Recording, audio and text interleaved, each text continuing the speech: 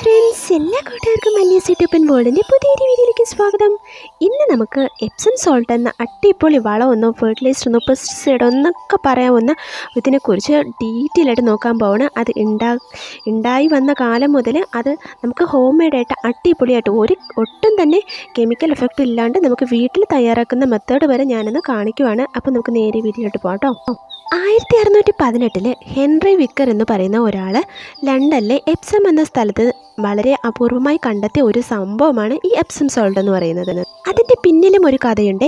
അതായത് അദ്ദേഹത്തിൻ്റെ ആ കന്നുകാലികളെ കൊണ്ട് മേയ്ക്കാൻ പോയ സമയത്ത് നല്ല തെളിഞ്ഞ ഒരു തടാകം കണ്ടായിരുന്നു. പക്ഷേ അവരുടെ കന്നുകാലികൾ ആ വെള്ളം കുടിക്കാൻ മടിച്ചു. അപ്പോൾ അദ്ദേഹം ടേസ്റ്റ് ചെയ്ത് നോക്കിയപ്പോഴാണ് അതിൽ എന്തോ ഒരു വ്യത്യസ്ത ടേസ്റ്റാണെന്ന് അദ്ദേഹം മനസ്സിലാക്കിയത്. അപ്പോൾ അതിനെ എവാപ്പറേറ്റ് ചെയ്തെടുത്തതാണ് ഈ എപ്സം സോൾട്ട് എന്ന് പറയുന്നത്. എപ്സം എന്ന സ്ഥലത്ത് നിന്ന് കണ്ടുപിടിച്ചത് കൊണ്ടാണ് ഇതിന് എപ്സം എന്നൊരു പേരും കൂടി കിട്ടിയത്.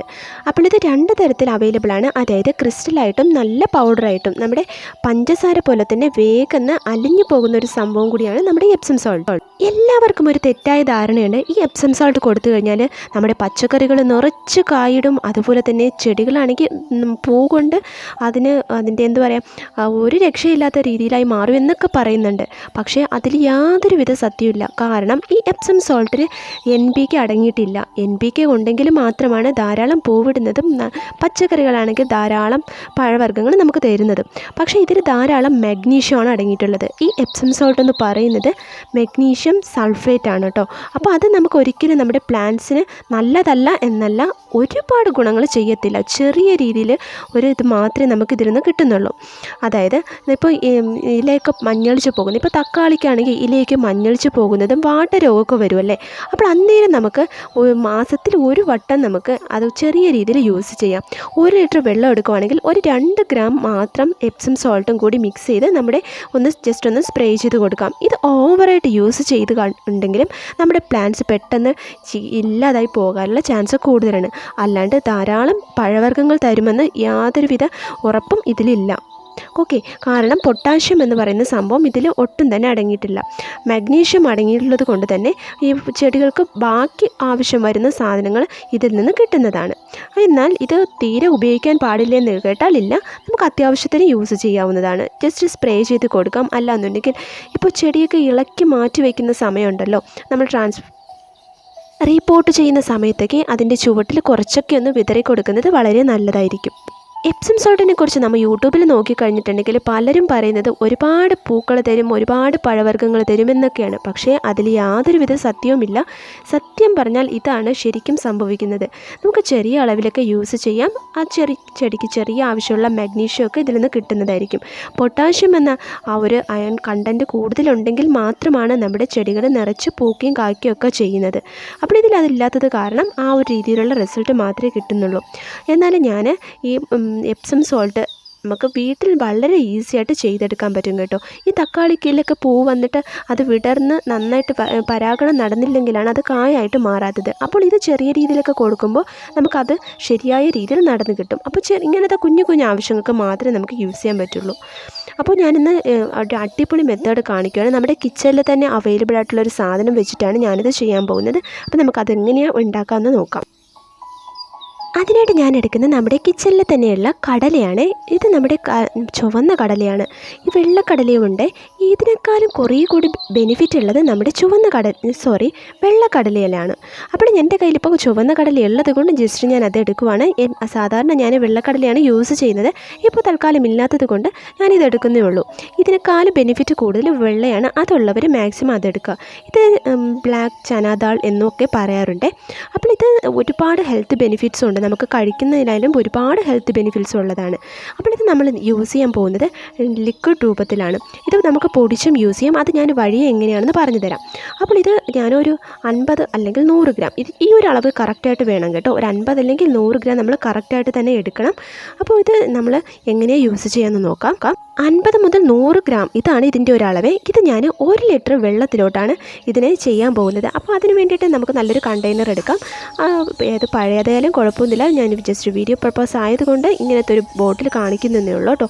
ഞാൻ നല്ലൊരു ക്ലീൻ ചെയ്ത് വെച്ചിട്ടുള്ളതാണ്. അപ്പോൾ ഇവിടെ ഒരു 100 ഗ്രാം എടുത്തിട്ടുണ്ട്. ആ 100 ഗ്രാം നമുക്ക് ആ ഒരു ബോട്ടിലോട്ട് ഇട്ട് കൊടുക്കാം. ഇട്ട ശേഷം നമുക്ക് സാധാരണ വെള്ളം ഉണ്ടല്ലോ, ഇതിൽ പൈപ്പ് വെള്ളം യൂസ് ചെയ്യരുത്, അതുപോലെ ക്ലോറിൻ വാട്ടറും യൂസ് ചെയ്യരുത്. ആ ഒരു റിസൾട്ട് കിട്ടത്തില്ല, നെഗറ്റീവ് റിസൾട്ട് ആയിരിക്കും കിട്ടുന്നത്. അപ്പോൾ നമ്മൾ നമ്മുടെ കിണറിലെ വെള്ളം തന്നെ ഇതിൽ യൂസ് ചെയ്യും. ആ ഒരു ബോട്ടിൽ ഫുള്ള് വേണം കേട്ടോ.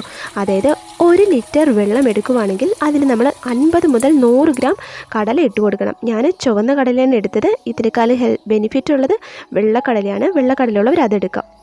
ഈ കടലയിലുണ്ടല്ലോ manganese, folate, copper, phosphorus, iron, magnesium, zinc, potassium, thiamine, vitamin B6, selenium, calcium, vitamin K, riboflavin, അങ്ങനെ ഒരുപാട് കണ്ടൻറ്റ് അടങ്ങിയിട്ടുണ്ട്. അപ്പോൾ ഇത് നല്ല രീതിയിൽ നമ്മുടെ പ്ലാന്റ്സിനും അതുപോലെ നമ്മുടെ ഹെൽത്തിനും വളരെ നല്ലതാണ്. അപ്പോൾ ഞാനിതിപ്പോൾ 1 ലിറ്റർ വെള്ളവും എടുത്ത് അതിൽ 100 ഗ്രാം കടലയും വെച്ച് കൊടുത്തിട്ടുണ്ട്. ഇനി നമുക്ക് നന്നായിട്ട് അടച്ച് ഒരു 7 ദിവസം മാറ്റി വയ്ക്കണം കേട്ടോ. 7 ദിവസത്തിൻ്റെ ഇടയ്ക്ക് ജസ്റ്റ് ഒരു ദിവസം ഒന്ന് തുറന്നിട്ട് അടച്ചു വയ്ക്കാം. അപ്പോൾ 7 ദിവസം കഴിയുമ്പോഴത്തേക്കും അത് നല്ലൊരു വളമായിട്ട് മാറും. ചുരുക്കി പറഞ്ഞാൽ നമ്മുടെ കറക്റ്റ് എപ്സം സോൾട്ട്, നമുക്ക് എപ്സം സോൾട്ട് വാങ്ങിച്ച് നമ്മുടെ പ്ലാന്റ്സിന് യൂസ് ചെയ്യുന്നതിൻ്റെ ആ ഒരു റിസൾട്ട് ഇതിൽ നിന്ന് കിട്ടും.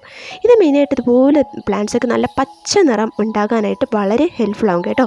കാരണം ഇതിൽ ഹരിതകത്തിൻ്റെ ആ ഒരു പ്രവർത്തനം ഈ ഒരു സംഭവം കൊടുക്കുന്നത് കൊണ്ട് നടക്കുന്നതാണ്. അത് കാരണം പ്ലാന്റ്സിനൊക്കെ നല്ല പച്ചപ്പ് കിട്ടാൻ വളരെ ഹെൽപ്ഫുൾ ആവും. ഇത് നമ്മുടെ ഇൻഡോർ പ്ലാന്റ്സിനായാലും യൂസ് ചെയ്ത് കൊടുക്കാവുന്നതാണ്, യാതൊരുവിധ പ്രശ്നവുമില്ല.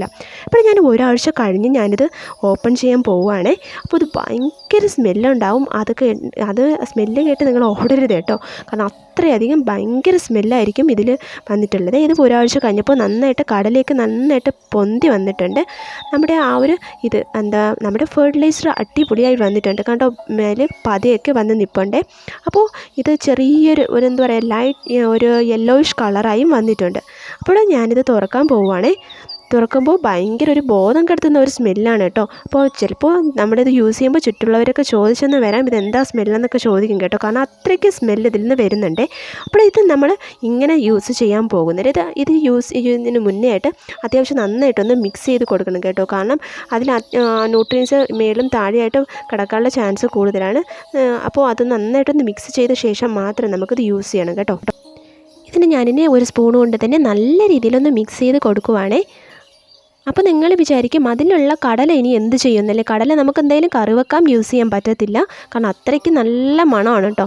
കടല കറി വെക്കാൻ പറ്റത്തില്ല. പക്ഷേ നമുക്കിത് തന്നെ നമുക്ക് യൂസ് ചെയ്യാൻ പറ്റും. ആ ഒരു മെത്തേഡും ഞാൻ ഇതിൽ കാണിക്കുന്നുണ്ട്. അപ്പോൾ നമുക്കിത് ഫെർട്ടിലൈസറായിട്ട് എങ്ങനെ യൂസ് ചെയ്യുന്നത് ഫസ്റ്റ് കാണിക്കാം. അപ്പോൾ നമ്മളിത് ഹാഫ് ഞാൻ ഒരു പാത്രത്തിലോട്ട് ഒഴിച്ച് കൊടുക്കുവാണ് കേട്ടോ.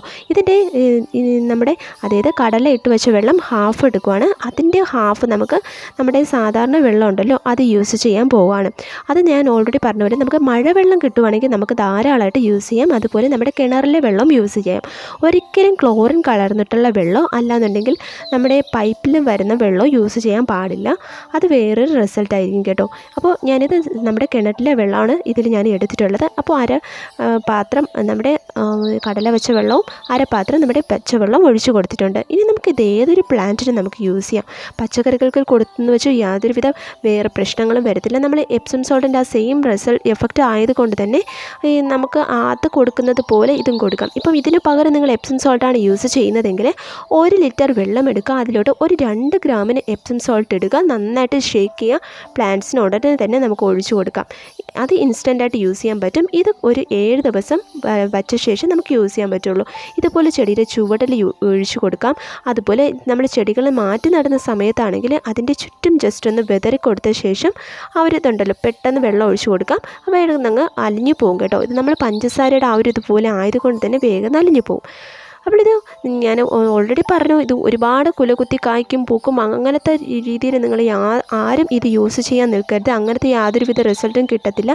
പക്ഷേ നമ്മുടെ പ്ലാന്റ്സിൻ്റെ ചെറിയ ചെറിയ പ്രശ്നങ്ങൾ മാറ്റാൻ വളരെ ഹെൽപ്ഫുൾ ആവും. പ്രത്യേകിച്ച് നമ്മുടെ തക്കാളിയിലുണ്ടാകുന്ന രോഗങ്ങൾ മാറ്റാനും അതുപോലെ കത്തിരി, വെണ്ട, വഴുതന ഇതിലൊക്കെ നമുക്ക് നന്നായിട്ട് ഇത് യൂസ് ചെയ്ത് കൊടുക്കാവുന്നതാണ്. അതിൽ ചെറിയ ചെറിയ പ്രോബ്ലംസ് മാറ്റി പ്ലാന്റ് കുറച്ച് ഹെൽത്തി ആയിട്ട് വയ്ക്കാൻ ഹെൽപ്ഫുൾ ആവും. ഇതുപോലെ ഇല മഞ്ഞളിച്ച് പോകും, വാടി പോകുന്നതൊക്കെ പ്രശ്നമൊക്കെ പരിഹരിക്കാൻ വളരെ നല്ലതാണ് ഇത്. അപ്പോൾ നമ്മൾ കുതിർത്ത് വെച്ച കടലയുണ്ടല്ലോ, വെള്ളമൊക്കെ നന്നായിട്ടൊന്ന് വാർത്ത് കളഞ്ഞ ശേഷം ഇതുപോലെ ഒന്ന് ഒരു എന്തെങ്കിലും എടുത്ത് ഒന്ന് സ്പ്രെഡ് ചെയ്ത് കൊടുക്കാം. ശേഷം നമുക്ക് നല്ല വെയിലത്ത് വെച്ച് നന്നായിട്ട് ഒന്ന് ഉണക്കിയെടുക്കണേ. നന്നായിട്ട് ഉണക്കിയ ശേഷം നമുക്ക് മിക്സിയുടെ ജാറിലിട്ട് പൊടിച്ചെടുക്കാവുന്നതാണ്. പൊടിച്ചെടുത്ത് അത് നമ്മുടെ പ്ലാന്റ്സിന് യൂസ് ചെയ്യാം കേട്ടോ. ഈ ഒരു ഫെർട്ടിലൈസർ നമ്മൾ ഫെർട്ടിലൈസറായിട്ട് കൊടുക്കുകയാണെങ്കിൽ അത് സ്പ്രേ ചെയ്തോ അല്ലെങ്കിൽ ഒഴിച്ച് കൊടുക്കുകയാണെങ്കിൽ ഒരു വട്ടം കൊടുത്താൽ മാത്രം മതിയാവും. അതുപോലെ ഇടയ്ക്ക് നമുക്ക് ഇതും ജസ്റ്റ് ഒന്ന് പ്ലാന്റ്സിൻ്റെ ചുവട്ടിലൊന്ന് വിതറി കൊടുക്കാവുന്നതാണ്. അപ്പോൾ ഞാനിതുപോലെ ഉണക്കി പൊടിച്ച് വെച്ചിട്ടുള്ളതും കൂടി നിങ്ങൾക്ക് ജസ്റ്റ് കാണിച്ചു തരാം. ഇതുപോലെ നമ്മൾ ഒരു കണ്ടെയ്നറിലോട്ട് മാറ്റി കൊടുക്കുകയാണെങ്കിൽ നമുക്ക് കുറേ കാലം ഇതും നമുക്ക് യൂസ് ചെയ്യാം. അപ്പോൾ എപ്പോഴും നമ്മൾ ഇത് ഉണ്ടാക്കേണ്ട ആവശ്യമില്ല. അപ്പോൾ ഇതിൽ ഒട്ടും തന്നെ നമുക്ക് വേസ്റ്റ് വരുന്നില്ല.